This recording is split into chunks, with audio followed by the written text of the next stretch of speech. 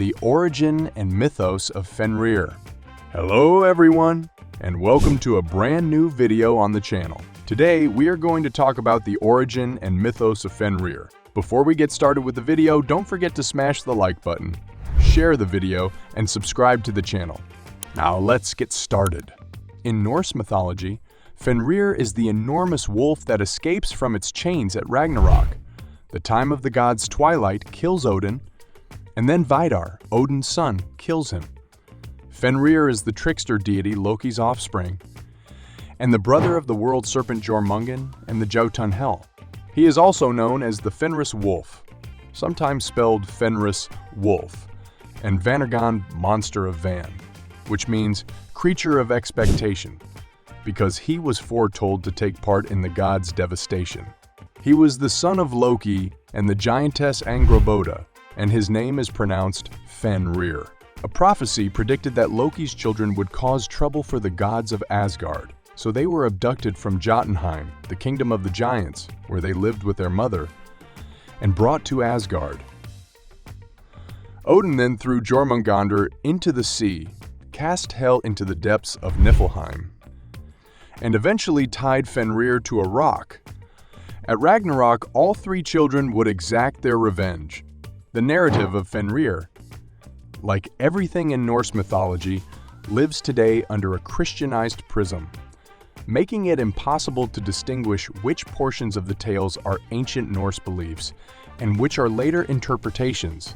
There are several wolves described in Norse mythology, most notably Fenrir's offspring, Hati, and Skull.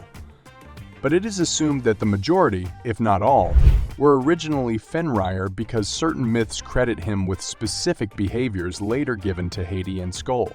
The complete account of the binding of Fenrir is told in the Orkney's 12th or 13th century poem Máushatakvidi.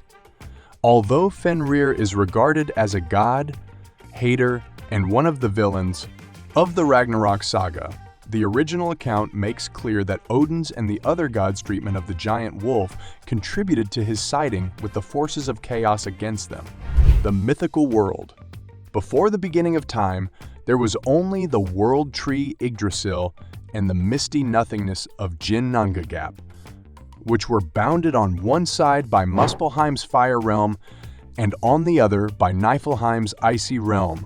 The Muspelheim fires eventually melted the ice of Niflheim, revealing the huge Ymir and Autumnla, the cow. Autumnla lapped the ice for food, revealing Barri, who mated with the giantess Bestla.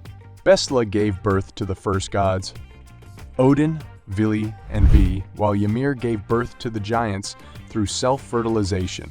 Odin, Vili, and Vi fought and murdered Ymir, whose flowing blood drowned all the other giants save for Bergelmir and his wife, who fled on a raft and spawned additional giants who swore eternal enmity with the gods of Asgard.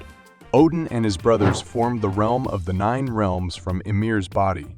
They then fashioned the first man, Ask, and woman, Embla, from ash and elm trees respectively, and erected a high wall around the realm of Midgard to protect the vulnerable animals from the giants.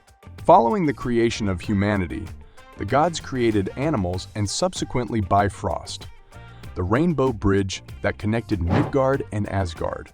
The 9 realms would exist until the day of Ragnarök, when everything would be destroyed in a tremendous fight between the gods, the forces of order and the forces of chaos, which included the god Loki and his children.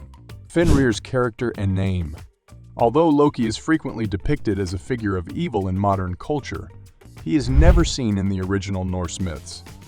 Loki is a trickster deity who disrupts the existing order. Yet these types of deities or spirits inspire change and transformation in any culture. Loki is thus not malevolent.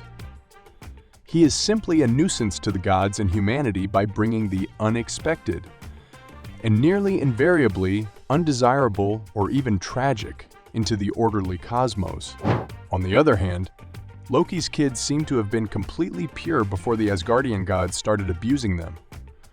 The whole account of the binding of Fenrir is told in the Orkney's 12th or 13th century poem Máushatakvidi, and it is mentioned in the Poetic Edda's Völuspa and the Prose Edda Völuspa and the Prose Edda. Scholars typically argue that the wolf was chosen as the god's nemesis because the people of Scandinavia saw wolves as dangerous predators, but the narrative itself contradicts this, as Fenrir is depicted as living peacefully among the gods as their pet, until he is betrayed by them. At the same time, his name is supposed to be derived from a marshland monster associated with evil spirits and peril. Rudolf Siemek, a scholar, offers his thoughts. The name Fenrir has not been fully explained, although the most plausible explanation is the relationship with the Old Norse fen. Fen, marsh, as a result. Fenrir was originally a fen, dweller, an apt moniker for such a monster. The story of Fenrir is linked to the apocalyptic complex of Ragnarök beliefs that emerged in the 10th century. However, southeastern ideas such as Caucasian traditions of the feathered giant may have inspired the myth even earlier. The feathered giant Siemek refers to is the Titan Prometheus of Greek mythology, who was tied to the Caucasus Mountains by Zeus as punishment for bestowing upon humanity the gift of fire, which was formerly reserved only for the gods. An enormous bird swoops down each day and eats out Prometheus's liver, which, because he is eternal, grows back each night just to be pulled out and eaten the next day. The Greek narrative depicts someone who is unjustly imprisoned and tortured by the gods, while the Norse story of Fenrir follows a similar premise. The Binding of Fenrir. At the start of the Binding of Fenrir, the gods learn that Angrboda is raising Loki's children in the giant's realm of Jotunheim. A prophecy warns them that these 3 children will one day cause tremendous anguish among the gods, so Odin either sends for them or leads the expedition that takes them away from their mother. Fenrir the wolf, Jormungandr the snake, and Hel, a goddess who is half a living lady and half a blue, decomposing corpse, are the 3 children. Odin despises Jormungandr and throws him into the sea. He sends Hel to the dismal realm of Niflhel, commonly spelled Hell, beneath the freezing world of Niflheim, where she is granted charge of the 9 realms, which means she is to preside over the souls of those realms who died of old age or sickness. The gods keep Fenrir as a pet and rear him, but he grows at an alarming rate, and only the god Tyr is bold enough to feed him, which fosters a bond between the two. As Fenrir grows in size, the gods recall the prophecy and decide that binding the wolf is in their best interests. They challenge Fenrir to a strength battle, telling him they don't believe he can break free from the fetter known as looting. Fenrir lets himself be chained, and then effortlessly breaks free. The gods then create a tougher chain known as Dromi, and try again, but Fenrir easily destroys these bonds as well. Even though Fenrir has created no difficulty and is living happily with the gods at this point in the saga, Odin is determined to have the wolf bound before he becomes too enormous and strong to manage, and sends a messenger, the deity Skirnir, to the dwarves at their fiery forges beneath Midgard, requesting that they create a fetter that Fenrir will be unable to break. The dwarves return the Gleipnir, Entangler chain, which is constructed of 6 elements: a cat's footsteps, a woman's beard, mountain roots, bear sinews, fish breath, and bird spittle. Odin and the other gods then call Fenrir to visit them on the island of Lyngvi, in the midst of the big lake Amsvartnir, to test his strength with the new chain for the 3rd time. Fenrir is dubious of the new fetter since it resembles a woman's hair ribbon, and there could be no honor in breaking free from such a thin band. Fenrir senses deception and informs the gods that he will only allow himself to be chained if one of them agrees to place their hand in his mouth and keep it there throughout the ordeal. The gods are hesitant to respond, which makes Fenrir suspicious, but his friend Tyr volunteers, placing his hand in the wolf's jaws.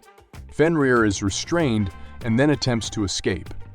The more he tries against the ribbon, the tighter it becomes until, realizing he is imprisoned, He snaps his teeth shut, grasping Tyr's hand. The wolf begins to scream in pain and wrath. But the gods, with the exception of Tyr, merely laugh at him before forcing a massive sword into his mouth, pommel in the lower jaw, and tip in the upper, locking them apart so he cannot make any more noise or pose any threat. They then tie Gleipnir to a massive stone on the island, anchoring it with an even larger stone, and leave Fenrir there as they return home. The two devoted sons of Fenrir, Hedi and Skoll, make an effort to free him, but Gleipnir is impenetrable, and Odin captures and imprisons them. That's a wrap on the video. I hope you liked it. If you did, let me know by giving it a thumbs up, and do not forget to subscribe. Thanks for watching. See you next time.